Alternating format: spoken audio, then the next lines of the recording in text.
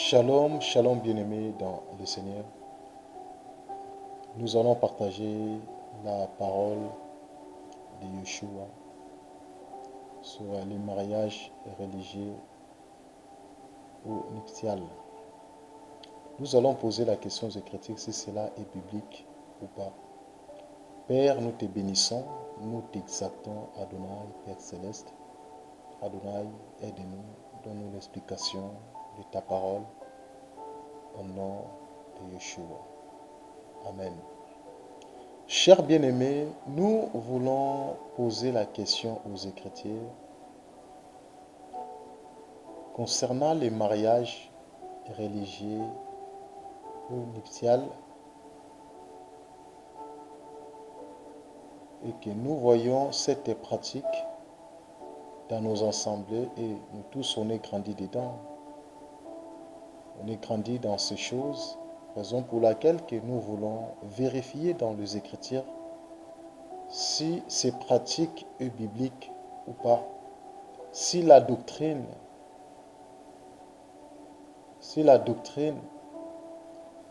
du mariage religieux est-il biblique selon les Écritures de Yeshua. La parole nous dit dans Genèse chapitre 24, nous allons commencer au verset 1, parce que c'est le livre que nous allons lire pour essayer un peu de partager ensemble cette petite pensée à travers les Écritures. Nous sommes dans le livre de Genèse au chapitre 24. On va commencer le verset 1. La parole dit qu'Abraham était vieux, avancé en âge, et l'Éternel avait béni Abraham. En toutes choses, Abraham dit à son serviteur, le plus ancien de sa maison. Vous voyez, Abraham avait un serviteur, le plus ancien de sa maison, qui travaillait pour lui. La parole dit, l'intendant de tous ses biens. Mais je t'ai pris ta main sur ma cuisse, et je te ferai jurer par l'Éternel, par Yahweh, Elohim du ciel et Elohim de la terre, de ne pas prendre pour mon fils une femme parmi les fils des Cananéens, au milieu desquels j'habite. Donc Abraham avait refusé que son fils qui puisse prendre une femme parmi les filles des Cananéens, au milieu, là où il habite. La parole dit au verset 4, « Mais n'allez dans mon pays, mais d'aller dans mon pays et dans ma patrie, prendre une femme pour mon fils Isaac. » Isaac.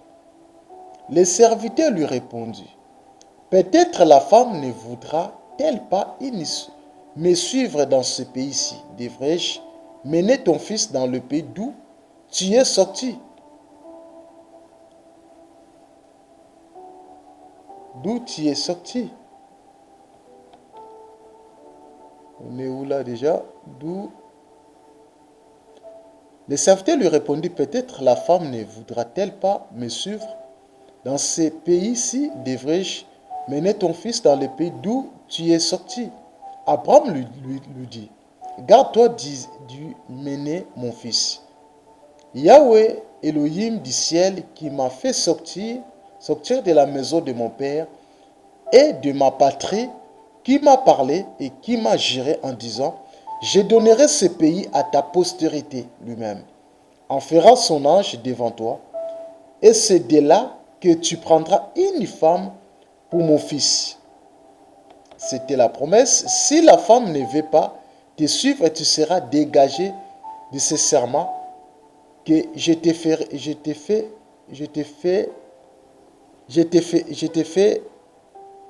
fait faire seulement. Tu ne mèneras pas mon fils. Au verset 9, le serviteur mit sa main sur la cuisse d'Abraham, son seigneur, et lui jura d'observer ces choses. Le serviteur prit 10 chameaux parmi les chameaux de son seigneur, et il partit ayant à sa disposition tous les biens de son Seigneur. Il s'éleva et alla en Mésopotamie, à la ville de Nacor.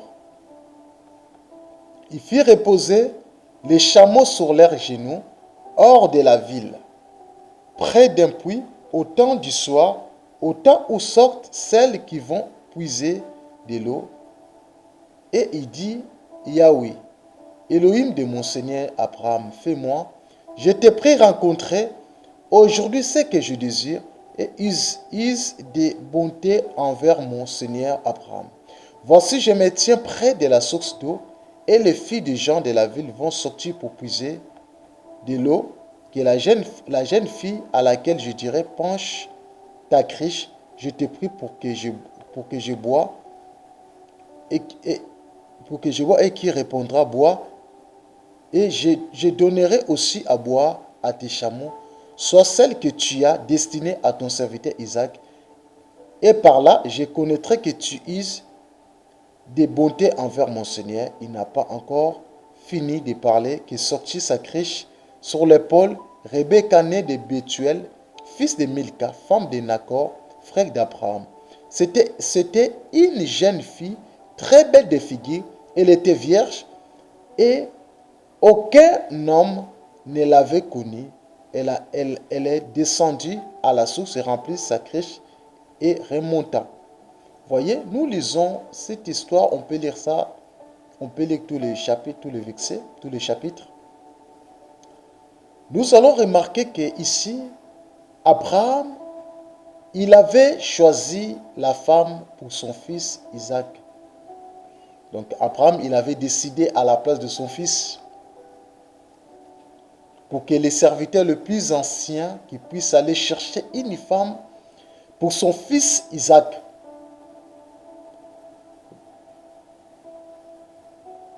Lorsque Abraham a compris qu'il était vieux, son âge était avancé,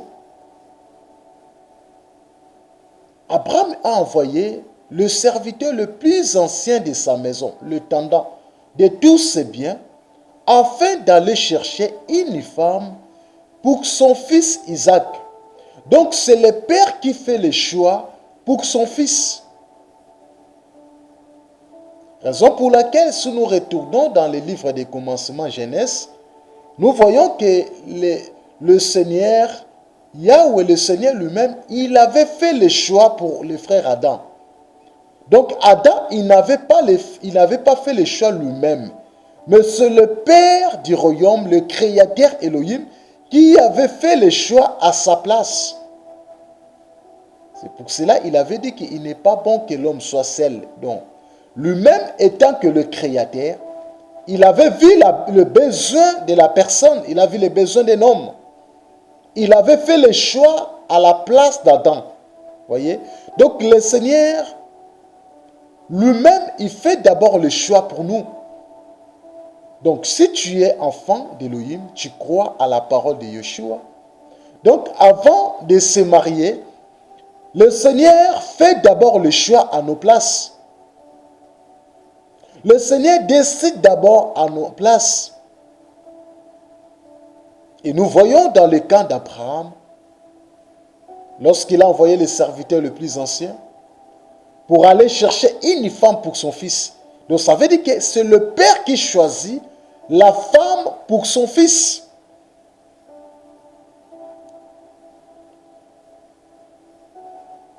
Un fils ne devrait pas aller se marier sans pour autant que son père décide à sa place, sans pour autant que son père choisisse une femme pour lui.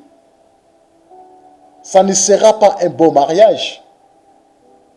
Donc il est temps que nous, enfants de Dieu, enfants d'Elohim, avant que nous puissions aller au mariage, avant que nous allons choisir une femme, c'est le Père qui choisit la femme d'abord à nos places.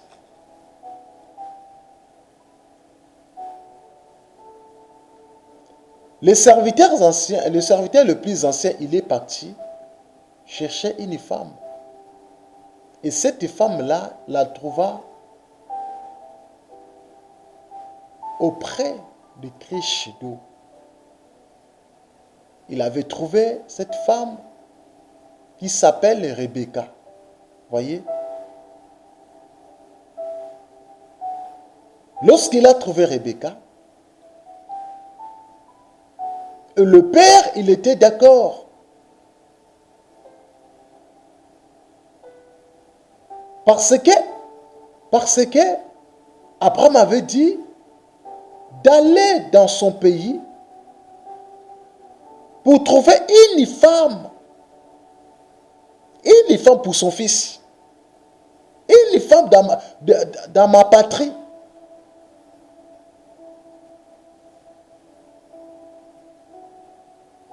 Donc, nous remarquons que le mariage, c'est une rencontre entre deux familles.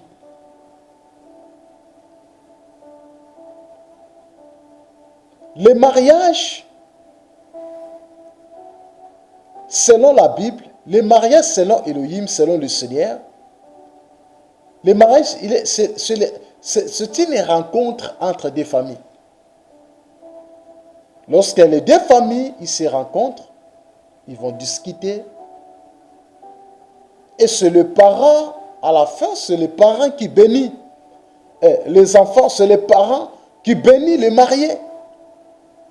Ici, il n'est pas question des hommes de Dieu, il n'est pas question d'un ministère apostolique ni un ministère pastoral ici.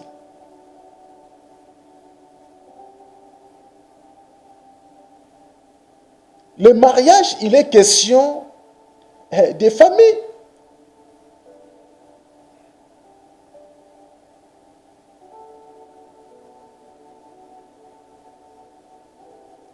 Parce que le mariage, c'est une union entre deux personnes. Lorsque deux personnes se sont mis d'accord, ils vont aller voir le parent. Et dans le cas d'Abraham ici, que nous voyons que Abraham avait choisi une femme pour son fils. Et nous voyons que le mariage, c'est une rencontre entre des familles. Ici, il n'est pas question d'un pasteur ici. Il n'est pas question d'un apôtre ni un prophète.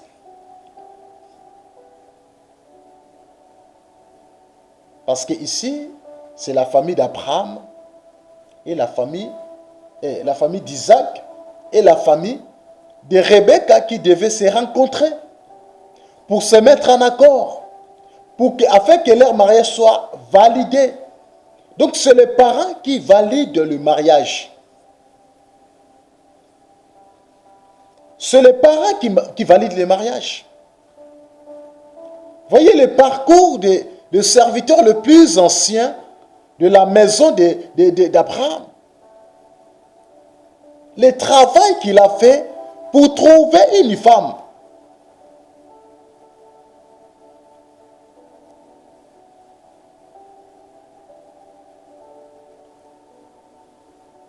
Donc le mariage, c'est une rencontre entre deux familles.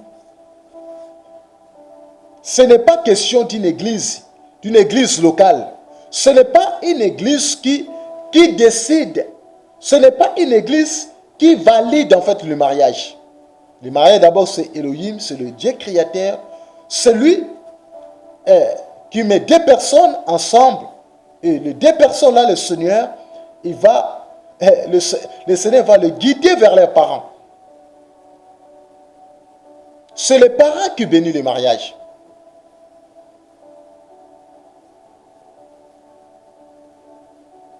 Lorsque les mariés viennent à l'assemblée, les mariés demandent la prière. On peut prier pour eux. C'est comme si on peut les recommander entre les mains d'Elohim, entre les mains du Seigneur. Il n'y a aucun souci.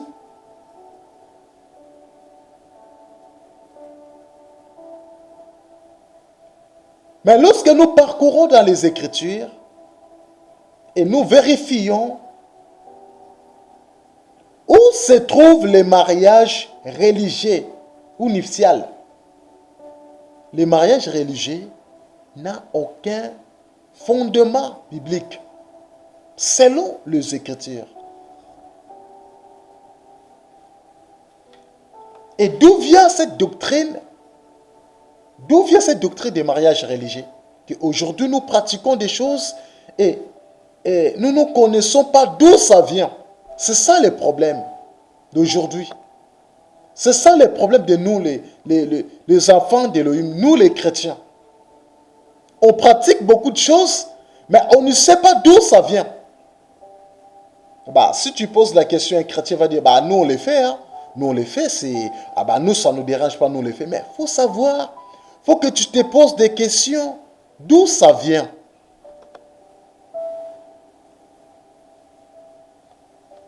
D'où ça vient? Cette doctrine vient des catholiques. C'est l'église catholique qui avait mis ça en place. Et l'église protestante, ils ont repris la même chose.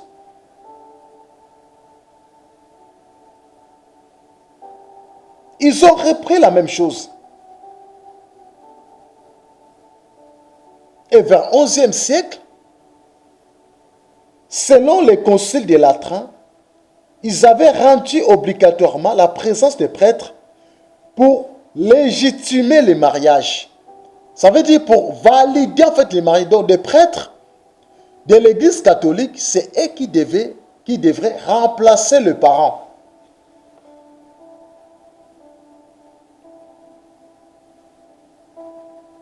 Donc c'est eux qui devaient valider le mariage. C'est eux qui devraient commencer à présenter les parents. Voyez? Donc à travers cet mouvement, cette doctrine, que l'église catholique avait mis ça en place. Il avait mis le mariage religieux en place. Ou le mariage nuptial.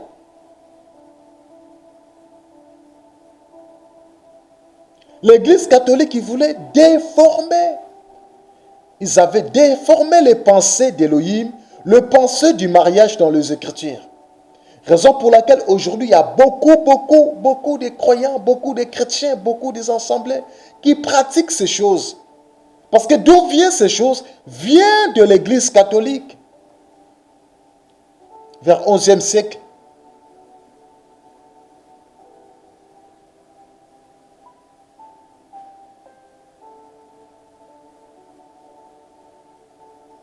C'est une doctrine qui vient de l'église catholique.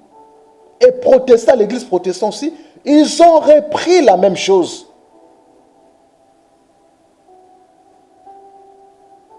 Donc, avant qu'une personne se marie, il devrait obligatoirement avoir un prêtre.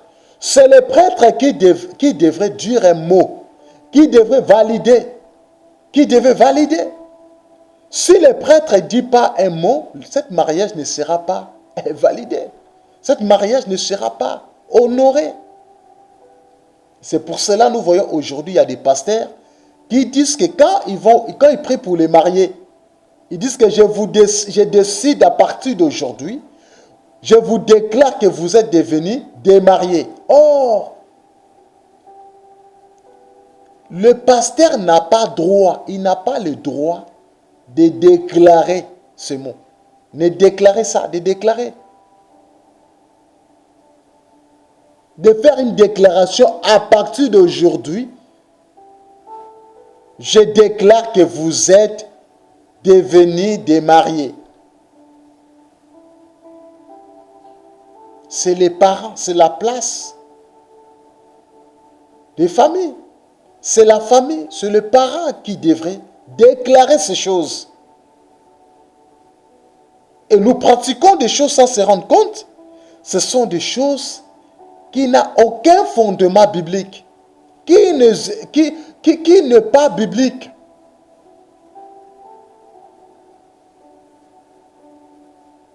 Parce que nous voyons qu'Abraham, lorsqu'il a envoyé les serviteurs les plus anciens, d'aller rencontrer en fait la famille de Rebecca. Ce n'était pas, Abraham n'avait pas envoyé le serviteur le plus ancien d'aller chercher un prophète. ni d'aller chercher un docteur. Non. Ici, il était question des familles. Donc, le véritable mariage, il est question des familles. Il est question des rencontres, la rencontre entre des familles.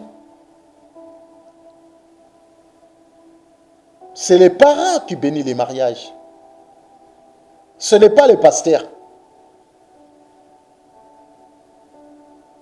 Ah, si vous n'êtes pas, oh, je ne vous ai pas béni, vous allez, votre mariage, ce n'est pas béni. Non, ce n'est pas le pasteur qui a le monopole de bénir, qui vous donne la bénédiction.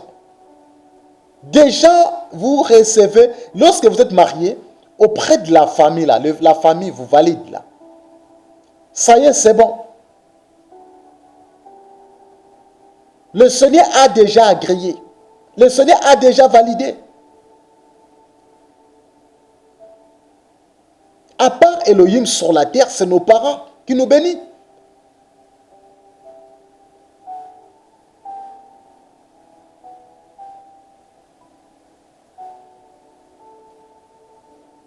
Et l'auteur de la bénédiction, c'est qui? C'est Elohim, c'est le Seigneur.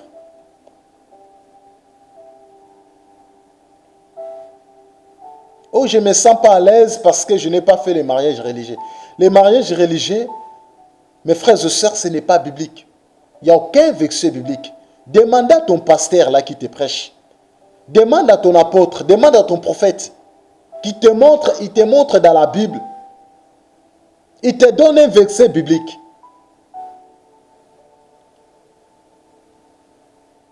Pour le mariage religieux. Il va tourner au rond dans la Bible. Il va dire, bah, nous on fait ça dans notre communauté, voilà. Donc la fausseté, ça va rester toujours. Bien aimé dans le Seigneur, nous devions vérifier les Écritures, vérifions la Bible. C'est important.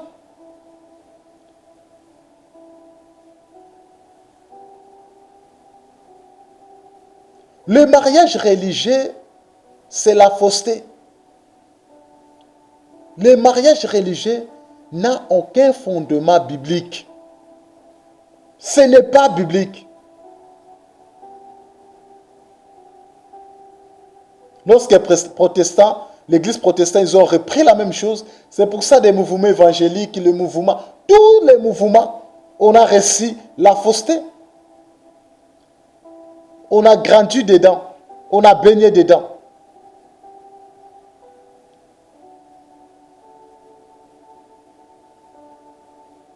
Il y a un passage que tout le monde, ils vont dire que bah, je n'ai pas lu ce passage. On va voir ce passage dans le livre des Hébreux. On va les lire là. Hébreux. Hébreux chapitre 13. Au verset 4. La parole nous dit que le mariage soit honoré dans la version, la Bible de Yeshua que je lis. Ils ont dit que le mariage soit honorable chez tous et que le lit nuptial soit suivre, mais Elohim jugera les fornicataires. Dans le second, on va lire second. Dans le second, ils ont dit que le mariage soit honoré de tous. Voyez. Lorsque la parole dit que le mariage soit honoré de tous, les gens pensent directement à l'église. Les gens pensent seulement à l'église bâtiment. Donc, lorsqu'on dit que le mariage soit honoré de tous, tout cela, il est question d'aller à l'église, d'aller à la famille, d'aller à la mairie. Déjà, qu'est-ce qu'est le mot honorer? On va voir ça, on va voir ça, on va voir vraiment l'origine de ces mots. Le mot là, honorer là, on va voir ça. Déjà, honorer vient du grec timios, qui signifie précieux, très précieux, plus. Voyez?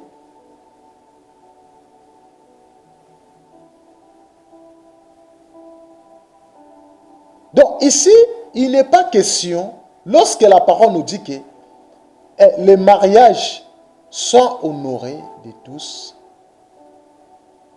ce n'est pas question seulement de l'église du bâtiment.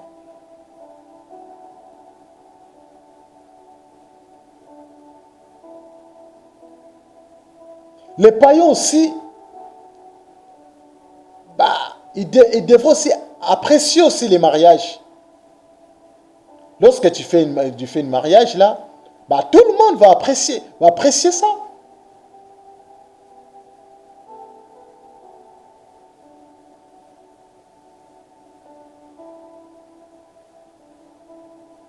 Ce n'est pas question seulement de l'église bâtiment.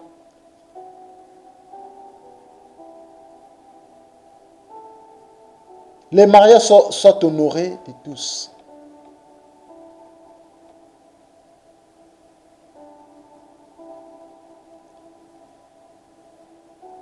Cela ne veut pas dire que ça ne définit pas le mariage religieux. Ça n'a rien à voir avec les mariages religieux. Et le mariage religieux n'a aucun fondement biblique. Si vous avez besoin de la prière,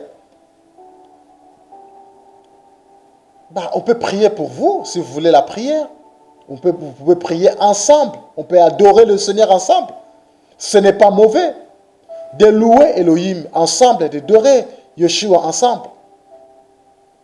Le nom de Jésus-Christ, ça sera glorifié. Tu verras un pasteur qui va dire, non, regarde Hébreux 13, 4, que les mariages soient honorés de tous. Mais au tous là, la Bible n'a pas défini de tous là, les parents, l'église, la mairie. Pourquoi les gens ils veulent introduire des choses que la Bible n'a pas dit? La Bible n'a pas dit ça. Quand la Bible dit que les mariages sont honorés de tous, donc ça veut dire donc les mariages doivent être précieux de tous, de tout le monde. Parce que le mot honoré signifie précieux, très précieux. Ce n'est pas seulement un groupe de gens, un groupe de religieux qui devrait honorer le mariage. Le mariage, ça devrait être honoré de tous, même de gens qui ne croient pas à la parole. Donc c'est un témoignage.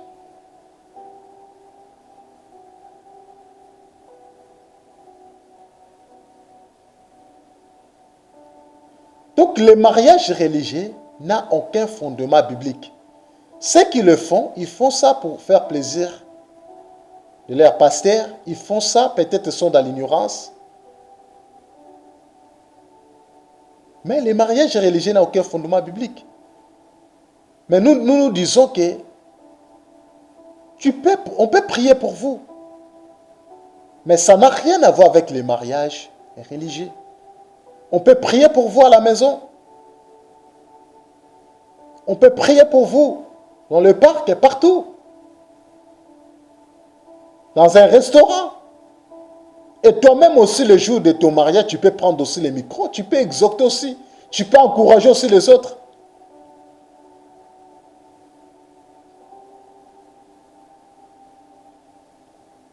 Un homme de Dieu qui disait que en fait, si tu n'es pas encore fait les mariages religieux, tu vas se retrouver en enfer. Donc, c'est à cause de ça que tu seras envoûté, tu auras beaucoup de combats. Non, ça n'a rien à voir. Ça n'a rien à voir. Le mariage religieux n'a aucun fondement biblique.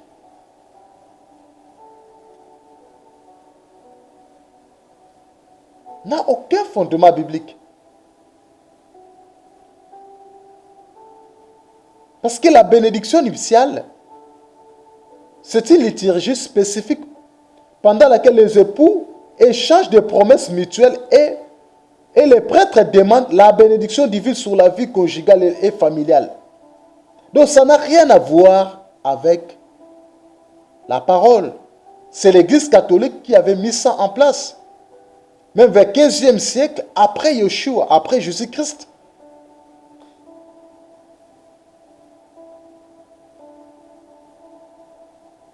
Ça n'a rien à voir avec la Bible.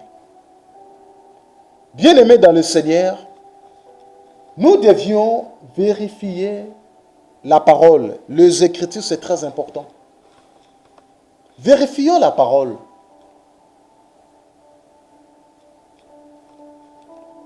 Vérifions la parole, c'est très important. Soyez encouragés au nom de Yeshua. Que le Seigneur vous bénisse.